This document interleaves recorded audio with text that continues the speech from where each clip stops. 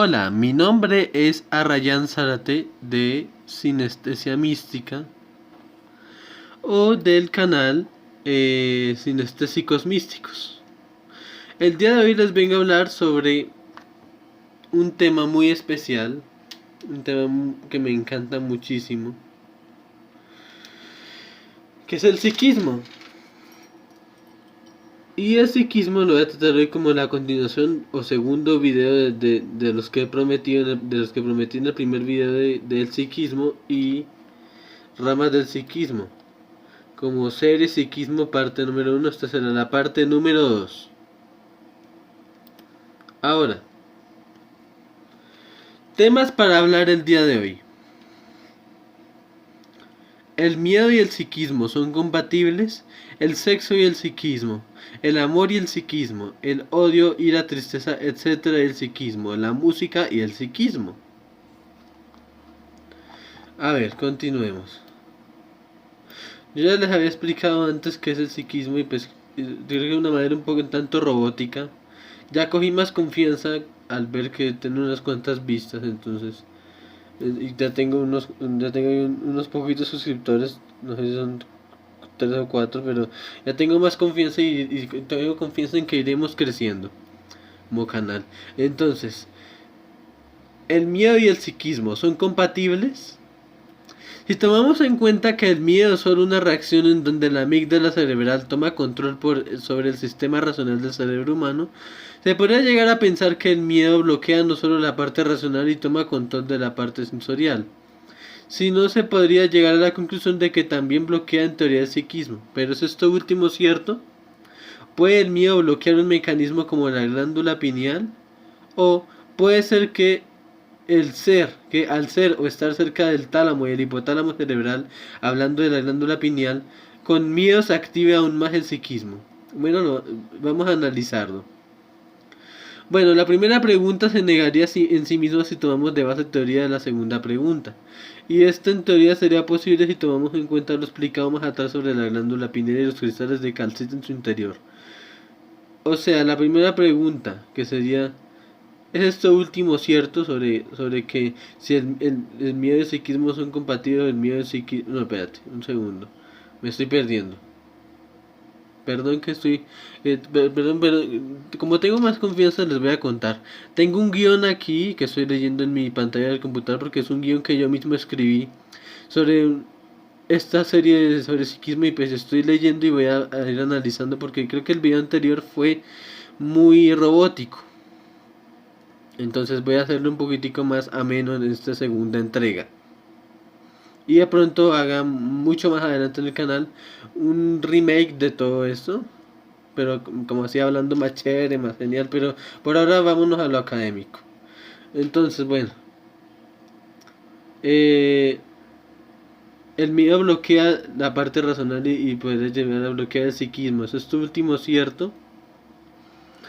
Bueno, como voy leyendo aquí y como ya nos habremos preguntado, y pues para mí es sobre todo lo más obvio, si tomamos en cuenta que la glándula pineal hace parte de ese sistema ancestral o ese sistema, bueno, más que ancestral, Dios mío, más que ese sistema ancestral, ese sistema, no sé si llamarlo talámico o límbico, o no sé, como ese sistema reptil, como ese sistema antiguo del cerebro, el primer formado, no tendría por qué bloquearse, en cambio tendría que activarse. ¿Por qué? Porque yo creo y tengo la teoría y lo he experimentado en mis experimentos psíquicos que cuando uno tiene miedo el psiquismo se activa más pero de una manera brutal, una manera impresionante.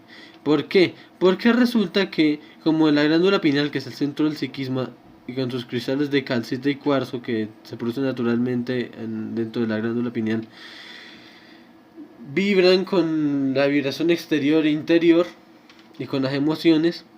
Una emoción fuerte como el miedo o la ira, que son emociones básicas, podrían hacer explotar esa sensación psíquica o ese sentimiento, esa acción psíquica. ¿Y por qué se daría esto?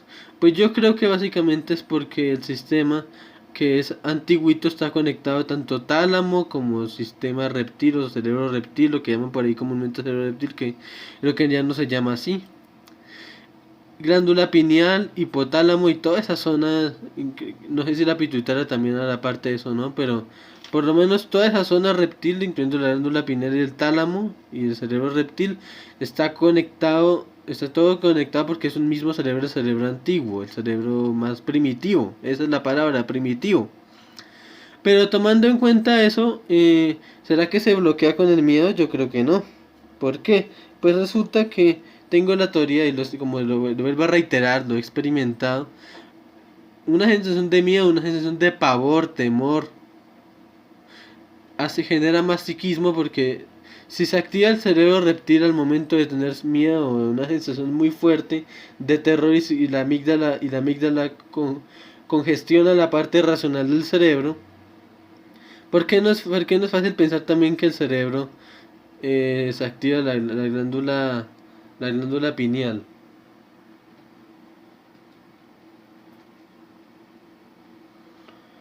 Pues sería muy interesante un estudio sobre eso, pero mientras tanto que no tenemos un estudio, perdón, aquí corro unas cositas, mientras tanto que no tenemos un estudio central o un estudio bien certificado sobre ese tipo de cosas, por qué no simplemente nos hacemos las preguntas y nos cuestionamos de manera práctica y teóricamente racional ese tipo de cuestiones?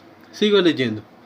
Bueno, la primera pregunta se negaría en sí misma si tomamos de base la teoría de la segunda pregunta, y esta en teoría sería posible si tomamos en cuenta lo explicado más atrás sobre la glándula pineal, o sea, en el video pasado, y los cristales de calcita en su interior. Pues si la glándula pineal tiene un contacto directo, aquí estoy leyendo el guión que hice, pues si la glándula pineal tiene un contacto directo con otros estados de tiempo y otras realidades paralelas y está ubicada en el centro del cerebro cerca al tálamo y el hipotálamo, que es la parte más primitiva del cerebro, podríamos pensar que con el terror, pavor o miedos, que son emociones instintivas, se puede desarrollar o activar el sentido de intuición o evidencia extrasensorial. Más como esto está aún en experimentación, lo dejaremos en el campo de la duda y la especulación. Bueno, como dije anteriormente, dejémoslo en el campo del estudio y la duda y sigamos con el siguiente tema. El sexo y el psiquismo. El sexo y el psiquismo, ¿qué relación tienen los dos? Pues exactamente desde la experiencia de las culturas orientales budista, taoísta, vedista, hinduista, tibetana, bon y demás culturas alquímicas, hasta la experiencia propia se puede extractar información al respecto de manera clara y concisa. Tantras budistas, tantricas, yidam, nadis, salung, 6 yogas de Naropa, etc. Tantras vedistas, Shiva y Shakti, Kundalini, Puya, etc. Tantra tibetano Om, Padre Tantra, Pagyu o Madre Tantra, Magyu, Trulkor, etc. E inclusive la experiencia de observación analítica propia. Pero volviendo a la pregunta inicial, ¿qué relación tienen los dos, psiquismo y sexo? Pues tiene mucho que ver y van en tres partes que llamaremos: primero, polo del enganchamiento; segundo, polo de la abstinencia; y tercero, polo del punto matiz o punto medio. Ya vamos a analizar esto de una manera menos académica y más personal. Pero sigamos leyendo. En el polo del enganchamiento se refiere a un estado de vida en donde el sexo y sexualidad tiene predominancia. Hablando psíquicamente, el psiquismo puede convivir con esto último, pero si somos coherentes frente a la experiencia propia de las tradiciones antiguas de otras culturas, el sexo debilita la mente y el estado sutil.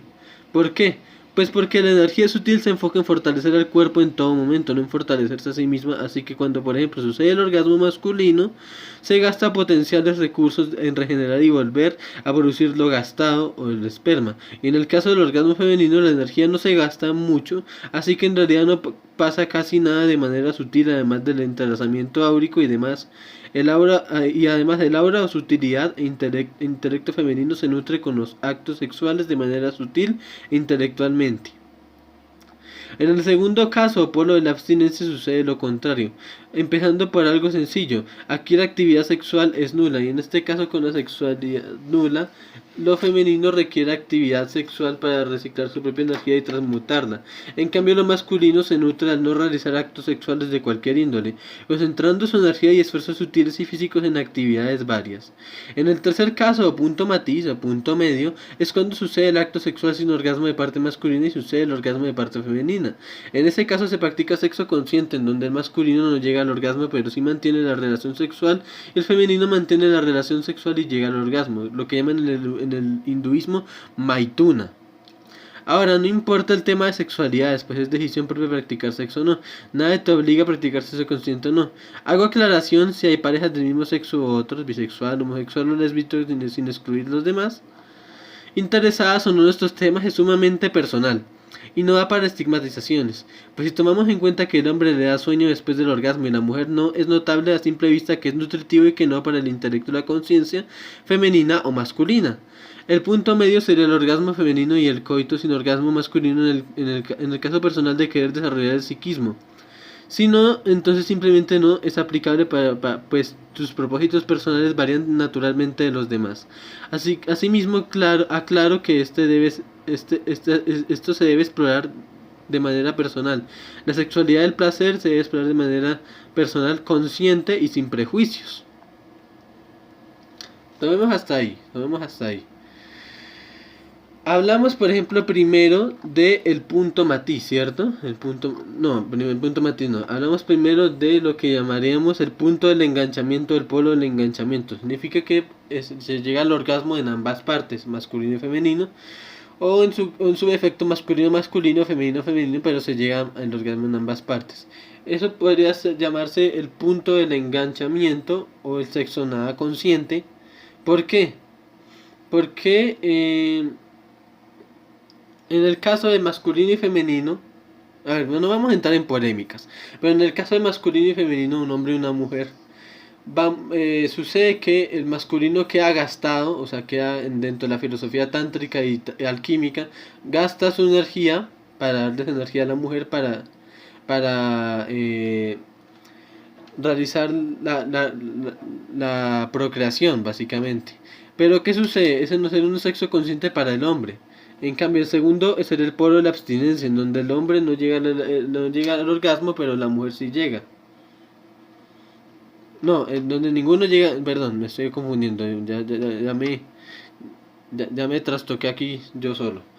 El segundo sería el polo de la abstinencia, el polo en donde los dos nunca llegan al orgasmo, y eso es malo también porque la mujer necesita ese tipo de sensaciones para transmutar su energía divina, su energía de Shakti, su energía de la Devi principal, de la diosa antigua.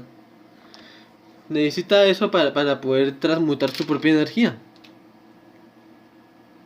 En cambio, el polo matiz, el punto medio, es donde ni el hombre llega al orgasmo y la mujer sí llega al orgasmo, porque eso sería sexo consciente y sexo tántrico.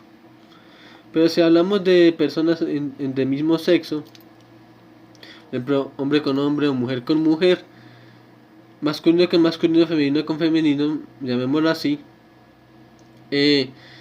sí, depende de una manera consciente o inconsciente qué es lo que quieren hacer de manera muy personal, y esto va a una opinión muy personal mía, entonces no voy a opinar sobre eso para no crear polémica. Pero lo más recomendable desde la parte esotérica, alquímica, es que no importa que sea masculino con masculino, femenino con femenino, o masculino y femenino, no importa, lo que importa es que sea sexo consciente. ¿Qué significa eso? Significa que no se debe hacer solo por hacerse, sino debe ser algo espiritual, algo que lleva a la parte extática y mística, a la parte epifánica. Entonces, como digo al final, asimismo aclaro que se debe explorar la sexualidad del placer de manera consciente, sin prejuicios. Pero la cosa es que si somos racionales, vemos que al hombre le quita energía y a la mujer le da energía. Ambas partes están bien y mal. Porque la mujer sin el orgasmo no siente la transmutación sexual. En cambio, el hombre sin el orgasmo se siente más revitalizado. Entonces, ahora bien, el sexo, al ser una necesidad primitiva, está ligado al cerebro antiguo. Por lo tanto, si tomamos en cuenta esto último, podemos relacionar que también, igual que el miedo, el sexo desarrolla el psiquismo. Y por esto el tantra y las alquimias sexuales de Oriente se basan en el poder del sexo para subir la energía de conciencia sutil a puntos y técnicas específicas de iluminación consciente. Ya teniendo en cuenta, claro, esto de por qué el miedo puede producir psiquismo, o el sexo también es algo muy instintivo, pero algo más que instintivo, es como algo muy primigenio y muy reptil del cerebro antiguo. está conectado también a la espiritualidad por la glándula pineal, entonces eso desarrolla la glándula pineal también. Ahora, siguiente tema, el amor y el psiquismo. ¿El amor es solo una reacción hormonal y cerebral o es mucho más? Nos preguntamos. El amor es tanto una sensación producida hormonal, cerebral, bioquímicamente y corporalmente como algo trascendental, mas de esto solo pocos han hablado viviendo ese amor.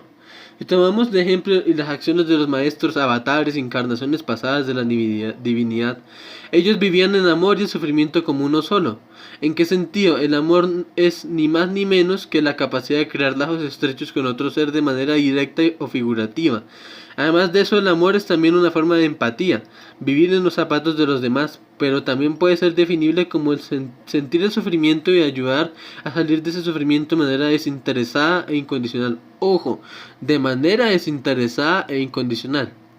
Grandes encarnados de esto es Yeshua el Cristo, o Jesús el Cristo, Arya Tara o Tara Verde, Avalokitesvara, Krishna o Rama, Krishna por un lado y Rama por el otro, cualquiera de los dos, la diosa Ganga o Ganges, Sherab Chama y muchos otros como el profeta Mani, Rumi o el dios Hanuman. ¿Y qué tiene que ver con el psiquismo? Pues es con esfuerzo y años de experiencia se sabe que el amor es combustible para el psiquismo en general. Está demostrado en experimentos del Dr. Masaru Emoto. Ya demostró que el amor da más posibilidades de éxito y menos decadencia a algo, sea ser, objeto o situación. Esto ya lo explicaré más adelante con el tema de el odio, la ira, la tristeza y el psiquismo.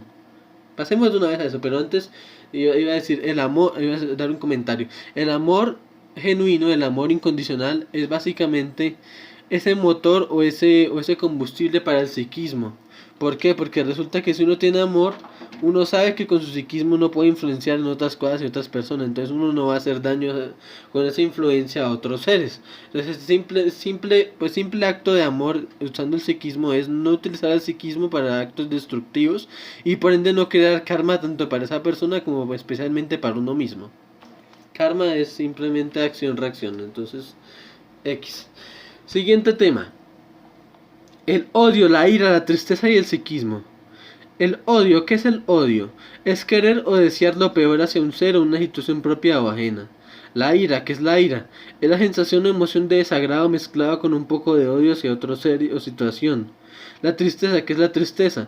Es el bajón o decaimiento emocional provocado por un estímulo, sea interno o externo. ¿Y esto tiene que ver algo con el psiquismo? Pues la verdad sí, y mucho. Si tú odias y tu influencia psíquica es bastante notable o fuerte, puedes afectar a otros seres solo con la intención. Esto se demuestra con un experimento muy sencillo que consiste en poner comida en dos recipientes e imponer sentimiento de amor a uno y odio a otro. Dejarlos tapados fuera de la nevera sin cuidados y todos los días darle amor u odio al correspondiente. El marcado con el amor se descompondrá más lento y el marcado con odio se descompondrá más rápido. Esto documentado por estudios alrededor del mundo. Podrás encontrar más información en el canal de YouTube Universe Inside You Español. En su video titulado Experimentos prueban que los pensamientos pueden cambiar la realidad. Esto sucede al dar intenciones positivas al agua en el experimento del Dr. Masaru Emoto, en donde la intención humana modifica la formación de cristales en el agua congelada. Esto incluye la buena intención de la oración y la meditación. Igualmente el mismo Dr. Masaru Emoto demostró que esto con arroz, dando como resultado que si deseas algo a alguien bueno, esto tendrá más éxito y salud que si lo odias. Sucede esto igualmente con la ira y la tristeza, así que ten cuidado con lo que piensas y deseas, que puede pasar que si es algo negativo te arrepientas luego por haberle hecho daño a esa persona de manera directa o indirecta. Teniendo en cuenta eso, pasemos al último tema, la música y el psiquismo. La música y el psiquismo son muy compatibles, pues si buscamos cómo la vibración, energía y frecuencia sonora afectan neuralmente a la mente y la conciencia, nos quedamos boquiabiertos. Solo con ver cómo los chamanes de Mongolia, Tíbet, Siberia y Buratria utilizan el tambor y su sonido como método de entrar en estados alterados de conciencia, sabremos discernir cómo el sonido afecta a la conciencia consciente y subconsciente. Y de manera personal puedo añadir esto último de la música y del psiquismo, que el consciente y el subconsciente puede ser alterada por ondas vibracionales de sonido. y puede alterar diferentes estados de conciencia, sea en diferentes estados de vibración cerebral o de hertz cerebrales.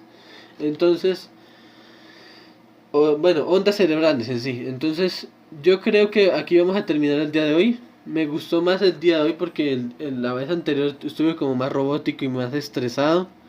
Y hoy pues lo puede hacer de un solo tiro, no tuve que grabar varios audios y cortar cada uno, entonces me gusta. Muchas gracias por haber oído esto, si oíste esto, y pues te agradezco de tu corazón si lo oíste. Un beso y un abrazo y nos vemos después.